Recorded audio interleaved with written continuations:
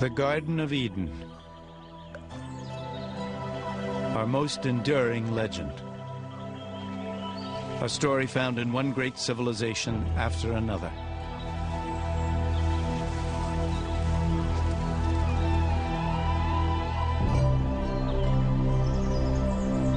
A story of seduction, the wrath of God, and paradise lost.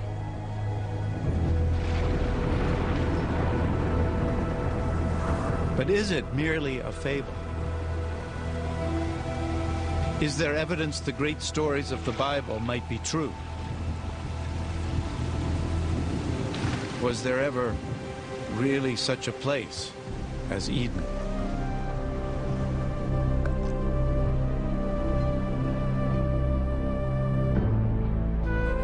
Today, the search for the Garden of Eden leads us to a dry and desolate land, to a place called Mesopotamia.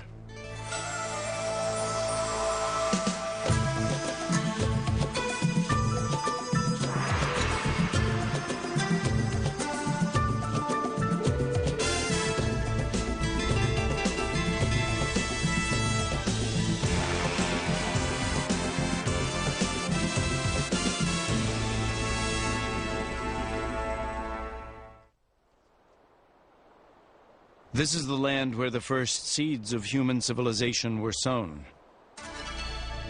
And it was here that three of the greatest civilizations of the ancient world flourished: Babylon, Assyria, and Sumer.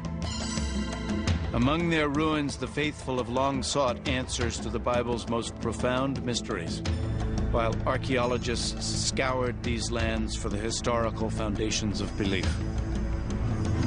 Our quest for Eden is a journey back in time. First to Babylon, the last of these lost civilizations. Then further into the past to the Assyrians, fierce masters of the art of war.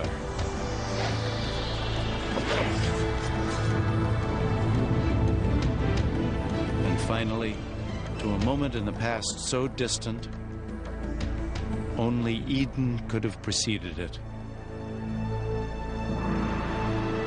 To Sumer and the creation of civilization itself. The great arc of the Fertile Crescent. Over the course of more than 6,000 years, this rich land, cradled between the Tigris and Euphrates rivers, gave birth to the first great civilizations. The Greeks called it Mesopotamia. We call it Iraq. By peeling back the layers of history here, we can trace the origins of our oldest stories and travel back to the deepest roots of faith. Our journey begins on the western edge of Mesopotamia in Israel. A chance discovery in 1947 would rivet the world's attention to archaeology and to the Bible. Two Bedouin shepherds are moving a herd of goats along the cliffs of Qumrun, a few miles east of Jerusalem. In the sun-baked desert, they notice a small cave obscured by a rocky slope. Curious, one begins to climb. It's not uncommon for ancient and valuable artifacts to be found along these bluffs.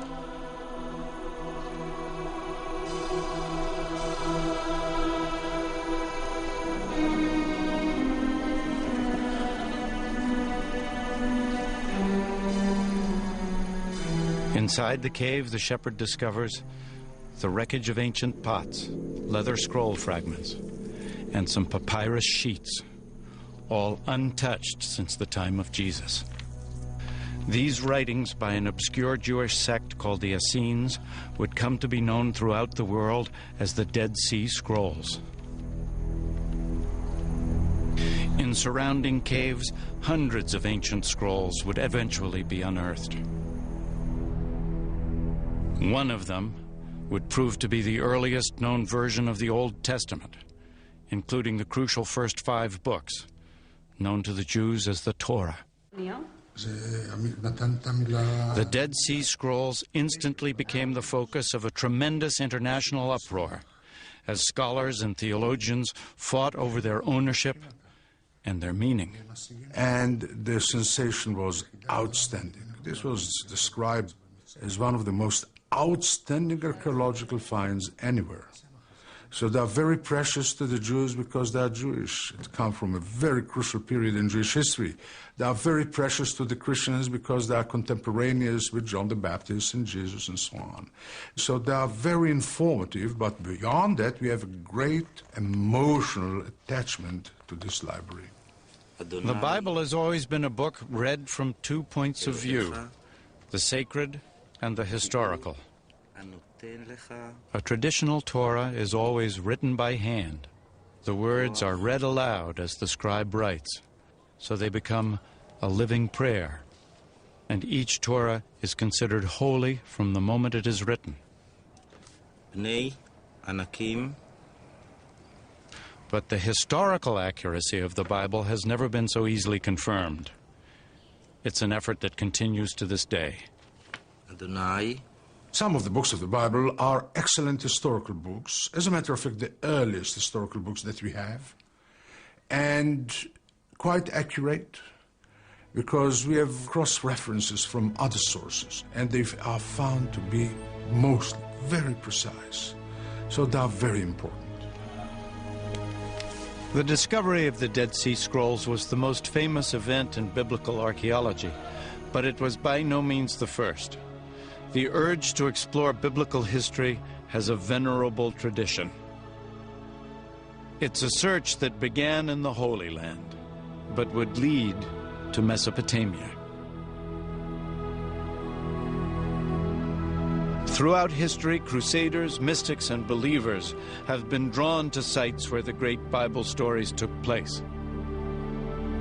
But with the arrival of the 19th century, a new kind of pilgrim sought to fortify their belief in the Bible through the infant science of archaeology. Surely, there could be no greater confirmation of their faith than to prove that biblical history was true. The first aim of the biblical archaeologists was to locate sites mentioned prominently in the biblical narratives and to see if any illustration of those tales could be found. To use the ancient pottery, the ancient city walls, the ancient weapons as illustrations of biblical stories that all of them had been taught from their childhood.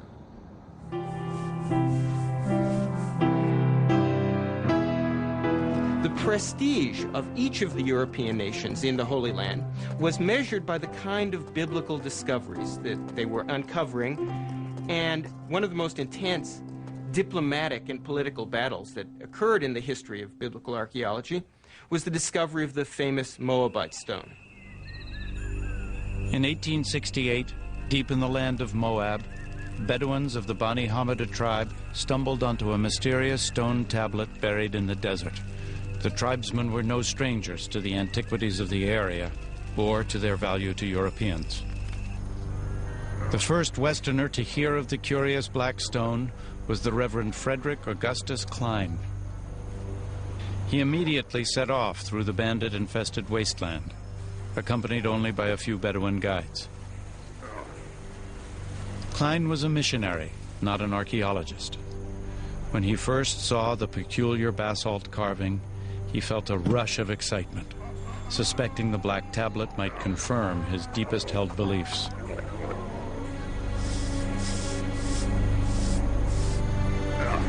He examined the stone and made a rough impression of the inscription. It was in a language Klein didn't recognize. Back in Jerusalem, he sought help deciphering the stone. As news of the find began to spread, the streets and bazaars buzzed with rumors of a great discovery. The writing on the stone proved to be a Moabite king's account of a battle also described in the Bible. For the first time ever, here was written confirmation, etched in stone, of a story from the Bible, two sources for the same event. For the faithful, it was the proof they'd been looking for, concrete evidence of the Bible's historical accuracy. Many sought to buy the stone, but the Bedouins had reason to be wary. In the past, they'd been cheated, even robbed by European treasure hunters. Assuming that anything so highly prized by Europeans must contain gold, they dumped the stone into a fire in an attempt to break it apart. As fire heated the stone, they poured water over it, again and again, until finally it exploded. They found no gold, and the stone was destroyed.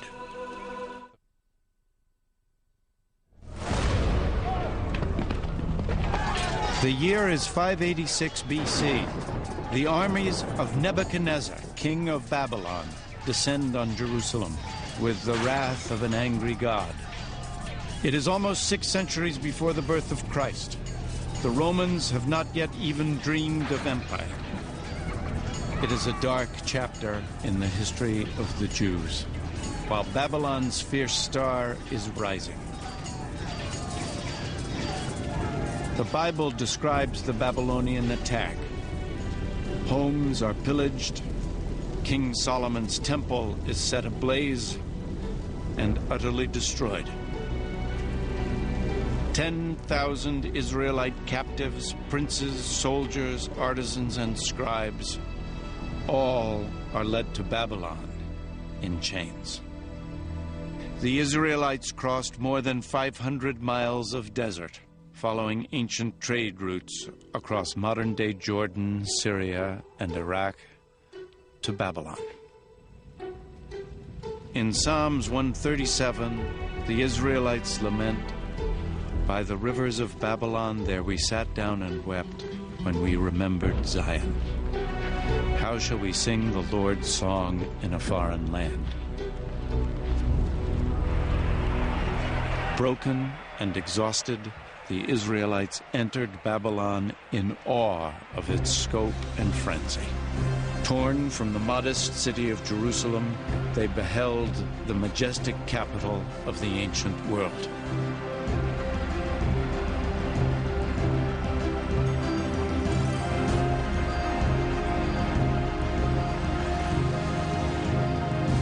But somehow, the Israelites managed to do more than sing the Lord's song in this foreign land. They also wrote it down. If you look at any piece of oral literature and then you write it down, you're formalizing it. You're immediately setting down a text which people can criticize or can say, this is the truth, everything else is wrong. That, I think, is the biggest effect of writing down the Bible or the Old Testament. Today, the reconstructed walls surrounding Babylon are stamped with the name Saddam Hussein. But once the bricks bore another name, King Nebuchadnezzar. This was a land of many gods and pagan idols, an unlikely birthplace for one of the world's most sacred texts. Yet Babylon's great diversity created the perfect climate. And they come into this cosmopolitan environment. Even the most educated among them and literate among them were being bombarded with direct contact with other people. And I mean other people. The Israelites found themselves in a melting pot of different races and languages, conflicting gods and alien demons. What city is this, the book of Revelation would ask, clothed in purple and scarlet and decked with gold and pearls? The habitation of devils and the hold of every foul spirit. Babylon the Great, mother of harlots and the abominations of the earth. But among all the abominations, even perhaps because of them, this was where the Bible first became a book. Threatened by an overwhelming new culture, Hebrew scribes were desperate to preserve and solidify Jewish identity. Over 3 generations of captivity, The scribes unified Israel's oral tradition, new writings, and sacred texts into a single manuscript. The Bible was born. Fortunately for them, the Babylonians were pretty liberal. They allowed them to keep their own culture, their own religion, to study their own books. This is what preserved the Bible to this very day. But as the books of the Bible came together over the long years of exile, Babylonian culture would profoundly influence the work of the Israelite scribes. These were very literate people, I suspect, many of the people who went into exile. And scribes talked to scribes, and I'm sure that was how a lot of information was transmitted.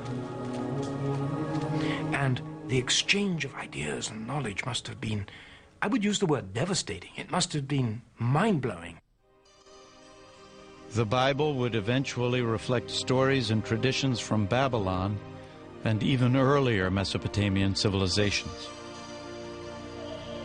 The Israelites couldn't easily ignore Babylon's thriving culture and great monuments. Its temples were among the largest structures in the ancient world. Big public buildings, the ceremonial walkway, the palace of Nebuchadnezzar with its legendary hanging gardens, palm trees, the river. If you had walked through the Ishtar Gate, you would have felt dwarfed. And this was deliberate. You were in the presence of something powerful. But on all sides of it was the city, the people, the commoners, narrow, winding alleyways, rows and rows of small stores, donkeys braying, crowds of people walking, small, closely knit quarters teeming with life.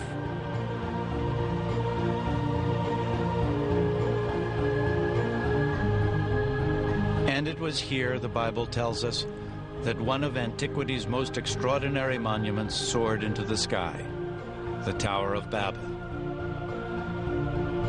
For ages, adventurers and pilgrims hoped that finding the famous tower would prove the truth of Bible stories. One seeker who failed would write, "No man durst go near to the tower, for it is all desert and full of dragons and great serpents, and full of diverse venomous beasts." Medieval travelers claimed they had found the tower, this spiral minaret still standing in northern Iraq.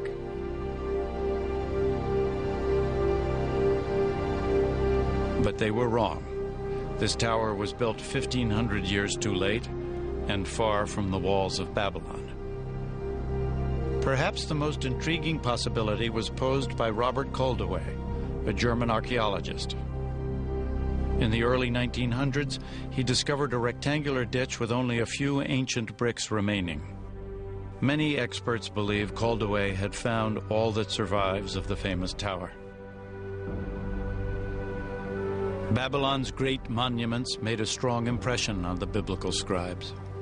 But her most enduring legacy, surviving to this day, is a Babylonian innovation far more impressive still: the rule of law. Babylon was the first civilization on Earth to have a written legal code. The original carved stone is an astonishing relic. Lost for hundreds of years, it would emerge in the late 19th century, a stone engraved with one of the most important legal documents of all time. 1,200 years before the Israelites were taken captive, a Babylonian king had this stone carved with the laws that bear his name, Hammurabi's Code. These writings can be read as precursors to the legal code in Exodus, Leviticus, and Deuteronomy. In societies where knowledge and law is transmitted orally and dealt with orally, precedent is terribly important. But when it got written down, the people who wrote it down had immense power. Hammurabi's Code has influenced nearly every civilization since Babylon. Today, even some of its more primitive methods of judgment survive virtually intact. Hammurabi described a ritual called the ordeal, a painful, even deadly test of guilt or innocence. In some remote Bedouin tribes, the ordeal is still practiced, much as it was in the time of Hammurabi. In this rare footage, a holy man called the Mubashi will judge the accused by examining their tongues after they lick a red-hot iron spoon.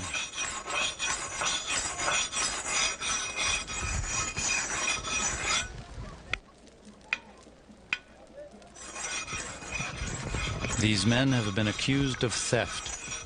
They must submit to the ordeal or be found guilty by default. Family members look on anxiously as the young men prepare themselves for the painful ritual.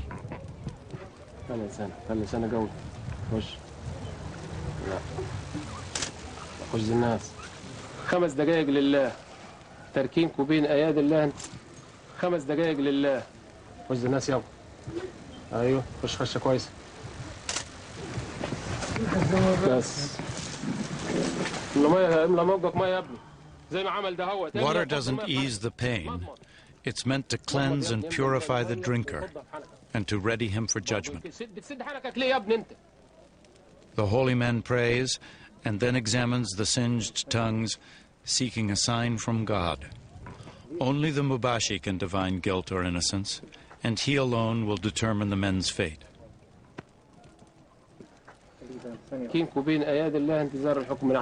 At last, a verdict.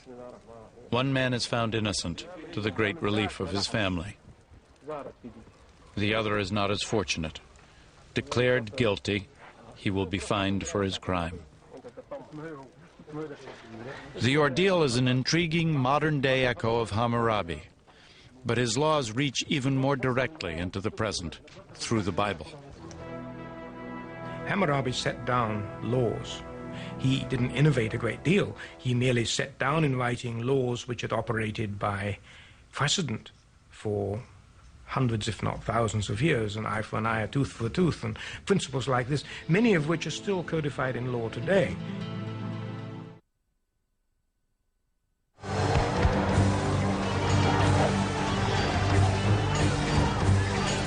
Deadliest of all Mesopotamian armies to sweep through the ancient world were the Assyrians.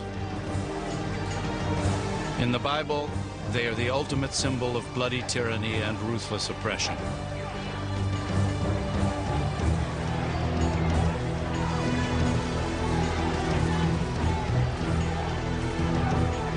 A 100 years before Nebuchadnezzar took the Israelites captive in Babylon, the Bible tells us the Assyrian king Sennacherib attacked the lands of the Israelites.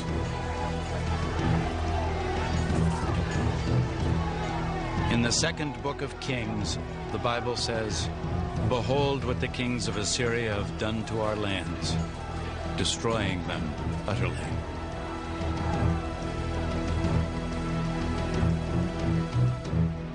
The Assyrians were ruled by despotic kings. They believed in absolute power. Now, absolute power means control, and absolute power almost invariably is kept in power by military efficiency and might. And the Assyrians maintained an enormously powerful and efficient war machine. And on the walls of Assyrian kings' palaces were the chronicles of some of their expeditions, written in vainglorious, grandiloquent terms. The Assyrians, they would take a city, and they would stack up the heads of the leading citizens outside the gate, or they would take the king of the city and flay him alive and nail his skin to the wall, or something like that. But everybody did that. Assyrian power, symbolized by the royal lion hunt, lay in the hands of merciless warrior kings.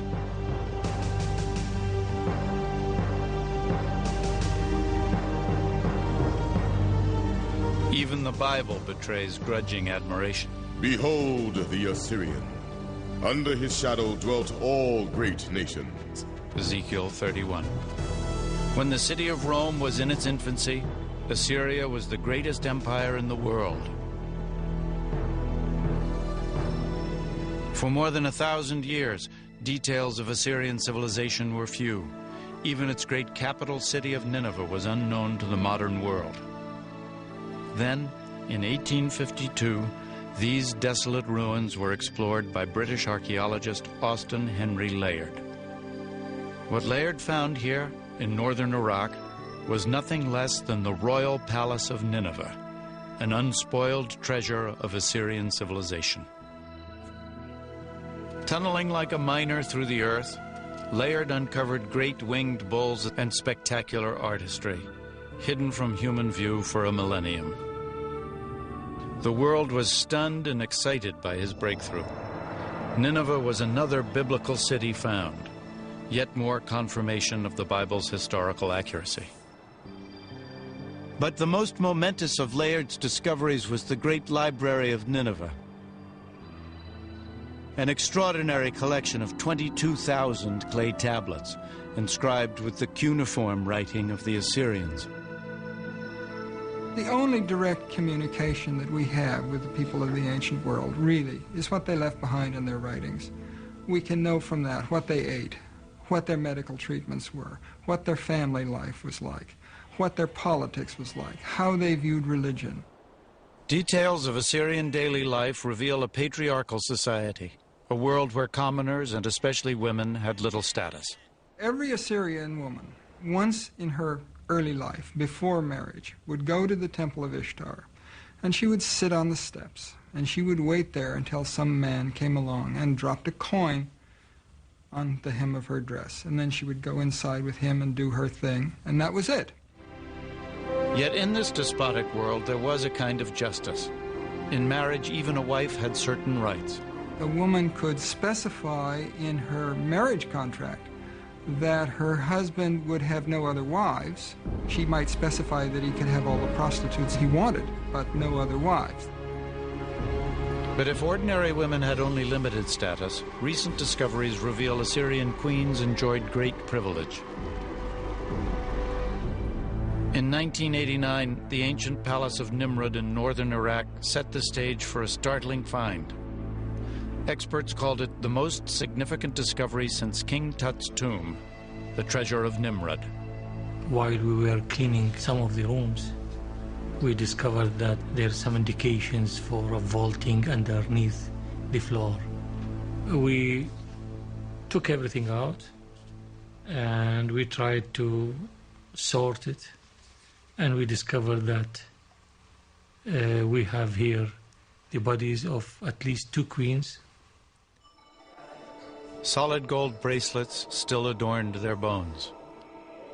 A royal treasure, entombed more than 2,000 years ago. This remarkable footage, shot by Iraqi archaeologists, is an exclusive record of their extraordinary discoveries. For the very first time, the tomb of an Assyrian queen had been uncovered intact. The royal sepulchre still displayed a curse to protect its occupants. Should anyone break open the seal and remove me from my tomb, let his spirit roam in thirst under the bitter rays of the sun, and may the great gods of the underworld inflict his corpse and ghost with eternal restlessness. Ignoring the curse, archaeologists excavated more than 125 pounds of beautifully crafted jewelry, crystal goblets, and exquisite carvings. The ancient Assyrians were master goldsmiths and artisans. But the value of this treasure far exceeds its worth in gold. In death, Assyrian queens were lavished with riches. But in life, it was her kings who forged history, kings with a taste for empire. In the year 701 BC, King Sennacherib and his army struck out across the desert toward the Mediterranean Sea. The bold Assyrians were determined to conquer all that lay in their path. The cities of Judah, including Jerusalem, and its rebellious king, Hezekiah. Fortress after fortress fell to the Assyrians, but it was the city of Lachish whose brutal destruction is best recorded in the historical record and in the Bible. The siege of Lachish is a beautiful example of how an Assyrian army descended on a city, surrounded it, besieged it, reduced it, and took away its inhabitants to slavery, those that were not executed, men, women, and children. Their technique was very simple. It was brutal conquest, fast-moving conquest, systematic, efficient conquest. And on the bas-reliefs in Assyrian palaces, you see the siege engines, the soldiers moving up the mounds with the shields above them, protecting them from the debris thrown down below. But they had no hope in hell. Those guys were professional soldiers. It was a machine. From the capital city of Jerusalem, King Hezekiah knew an Assyrian attack was inevitable. He raced to fortify the city and ordered an underground aqueduct dug, a desperate effort to protect the city's water supply in the face of a siege. Hezekiah's plan worked. The Bible tells us the Lord saved Jerusalem, and the king of Assyria returneth shamefaced to his own land. Sennacherib's version of the conflict was found on a clay prism unearthed at Nineveh. It matches the Bible story down to the smallest details, but its point of view is sharply different. But as for Hezekiah the Jew, who did not bow down in submission to my yoke, 46 of his strong-walled towns I besieged and conquered. The awful splendor of my lordship overwhelmed him. Stories are told from different angles, but they are in agreement. If you'll have to tell about what happened today and I'll have to tell, we'll tell different stories. We have the story of Sennacherib invading to this country. Each tells basically about the same historical event with absolutely no contradictions. No contradictions but one, the result. In Sennacherib's version, Hezekiah is shut up in Jerusalem like a caged bird.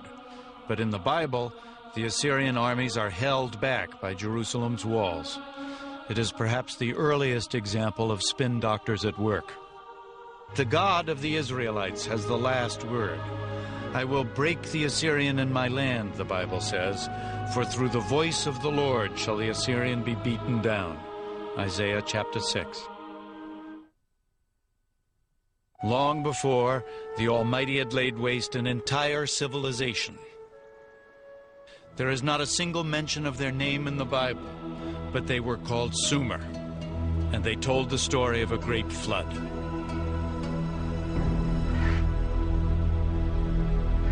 It's one of the most familiar of all Bible stories, the saga of Noah's Ark. An angry God, a wooden boat, a deluge. It's the story of Noah and his family escaping to the ark with every species of animal and surviving the punishing flood, while the rest of mankind is destroyed. It's a primal tale, stirring our deepest hopes and fears. A story found in the Bible, but also in another ancient text, a text discovered in the ruins of Sumer. Early this century, a group of Mesopotamian tablets were translated. They revealed the earliest known legend of a cataclysmic flood. The world's very first written epic, it is the story of the mythic king Gilgamesh. His tale of a great flood predates the Bibles by at least 2,000 years. For 7 days and 7 nights, the flood had swept over the land, and the huge boat had been tossed about by the storms. The boat then runs aground on a mountain. He sends out birds, which is the story which has an eerie similarity to the story of the biblical flood. It's a wonderful story. More than 5,000 years ago, the story of the Great Flood was first told here, in the ancient cities of Sumer, Uruk, Eridu, and Ur. In Sumer, we find the first of almost everything that makes us civilized. They invented the wheel, government, and gardening. Sumer, the first civilization on Earth. In a land without stone, they devised mud bricks, like those still made and used today. And from these simple building blocks, they erected the first great monuments called ziggurats, towering temples soaring hundreds of feet into the air. The Sumerians invented the 60-second minute and even the troubled teenager. Where did you go? I didn't go anywhere. If you didn't go anywhere, why do you idle about? Go to school, stand before your teacher, recite your homework, write your tablet. Do you understand me? We know about the Sumerians, their startling innovations, and their everyday lives, thanks to their most impressive invention, writing. We know their ancient legends and their intimate secrets because someone wrote them down.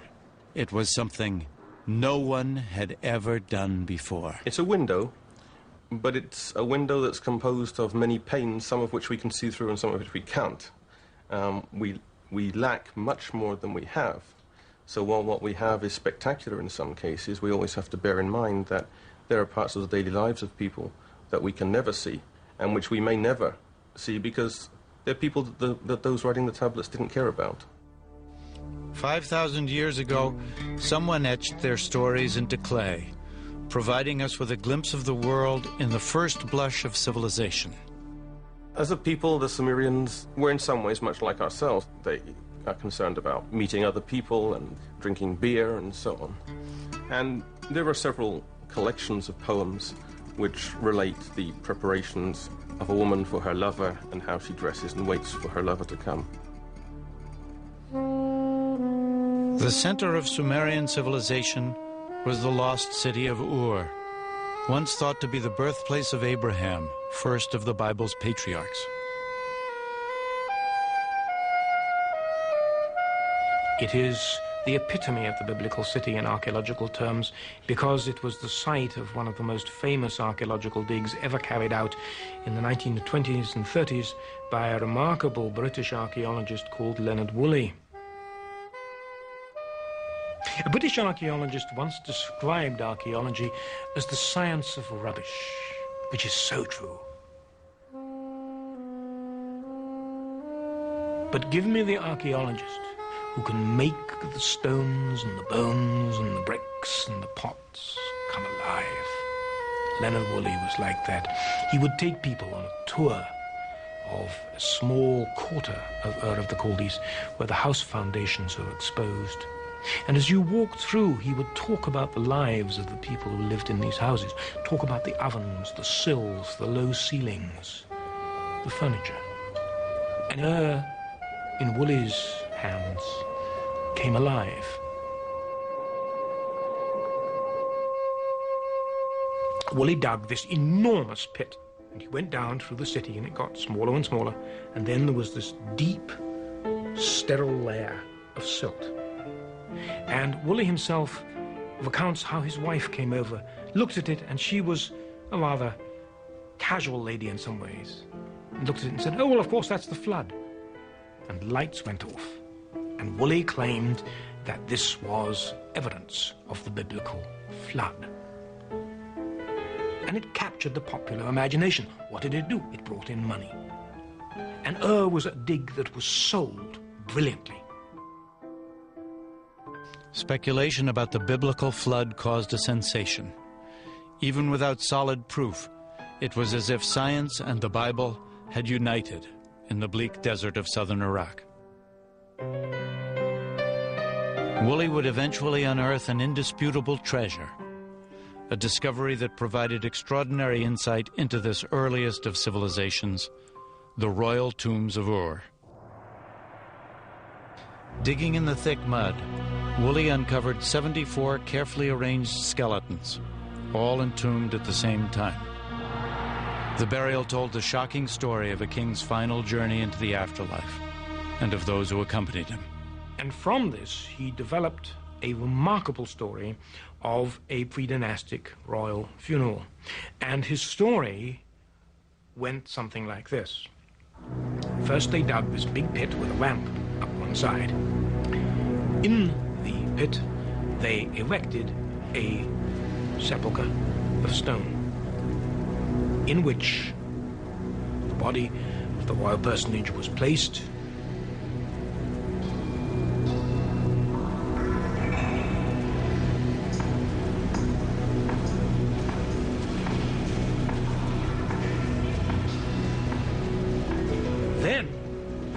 entire court filed into the pit.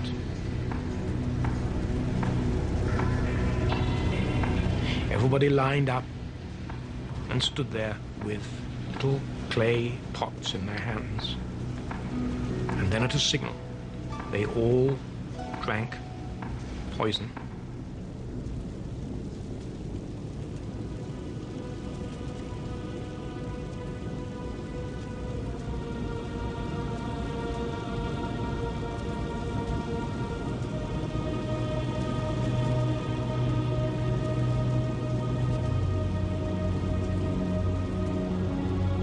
Lay down and died. So the prince went to his grave, accompanied by all his retainers.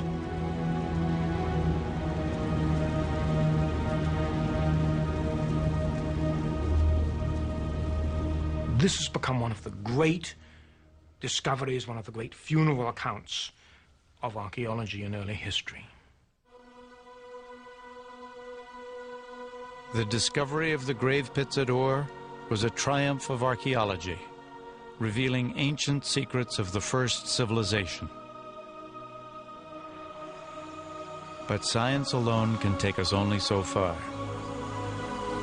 Where the trail ends, the Epic of Gilgamesh provides the final, tantalizing clues. Clues leading us back to a garden and a place some call paradise.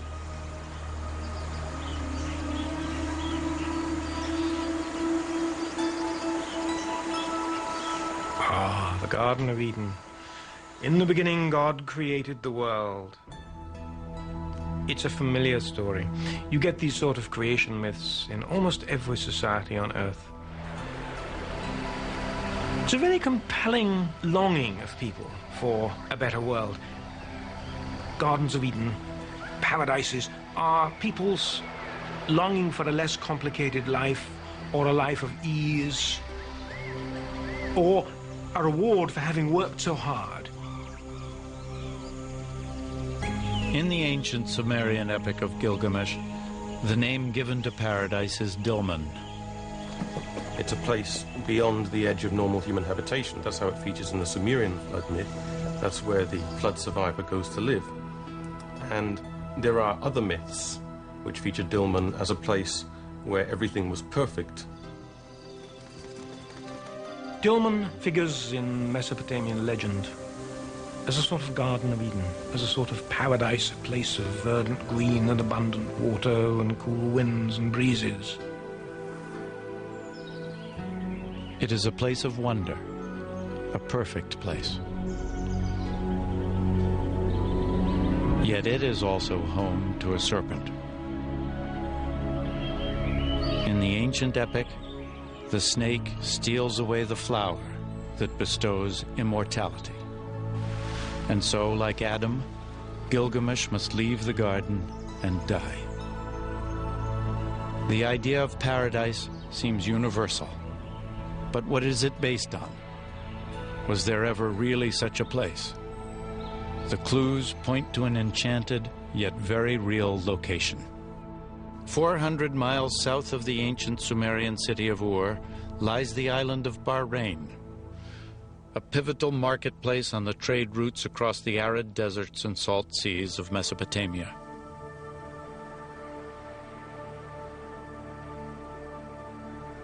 Today, Bahrain is something less than paradise, but it was once lush. Once this island had abundant water and thus abundant life. Once, long ago, this was Dilmun. But was it paradise? By comparison to the surrounding desert, it would certainly have seemed so. There was so much water here that what is now a desert island bloomed. It was a garden bearing lush fruit. And there were people here who apparently led a blessed life. More than 85,000 burial mounds dot this landscape, probably the most in any one location in the ancient world. The ancient bones tell us these people were taller and healthier, and they lived longer than anyone else in the region. And in the burial mounds is one more astonishing clue: the remains of snakes, ritually embalmed at some lost moment more than 4,000 years ago. Here in Bahrain, we find the serpent, just as we found it in the Epic of Gilgamesh, and just as we found it in the Bible.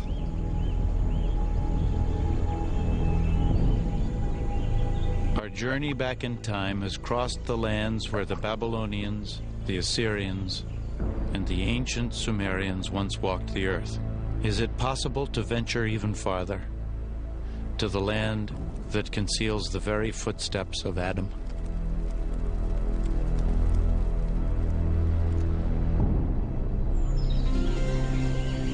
Here faith and reason must part company. We now know there was once an island garden in Mesopotamia. We may choose to believe it was paradise.